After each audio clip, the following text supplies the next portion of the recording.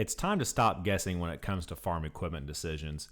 Whether you're wanting to buy, trade, or hold that piece of equipment, you need to buy smarter, not just guessing.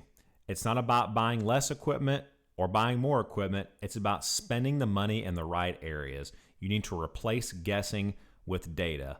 Field Time Ag is a decision-making tool that can aid farmers, ag retailers, ag equipment dealers, and ag lenders into making the right equipment purchasing decisions instead of just using emotions.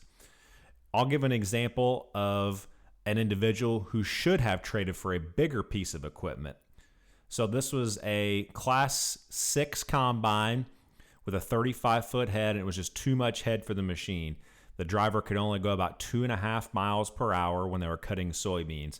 And if everything went right, it would take 151 hours to cut all the soybeans on this just shy 1,100 acres. There's two options.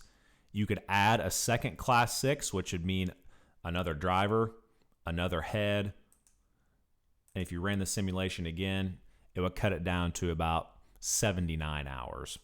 Or another option is trade for one big one. So trading up to a Class 8 and keeping the same size head, you would go down from about 151 hours to 99 hours. So you're cutting down by a little over 50 hours just by trading from a Class 6 to a Class 8. Because with the Class 8 combine, you could drive between 4 and 4.5 miles per hour when cutting beans instead of 2.5. So over 50 hours, that's a lot of engine hour reduction, less labor that you have to pay your help, and just the time value. In these 5 days that you've lost, if you're doing 10-hour work days, a rain could have set in and it could be an extra month before you could cut those soybeans. So there's a few ways to look at the data. We can't decide for everyone, but each operation's different. And in this situation, I would recommend someone trade for a bigger combine than I would say if they were considering trading for a bigger field cultivator, for example. So this individual could field cultivate this little, just shy of 1,100 acres in about 61 hours. What if they were to trade for a 40-foot field cultivator? Would that be worth it? And that would take them, call it 55 hours. So in a situation like this, real world scenario is going to cost $40,000 to trade for that extra 6 feet.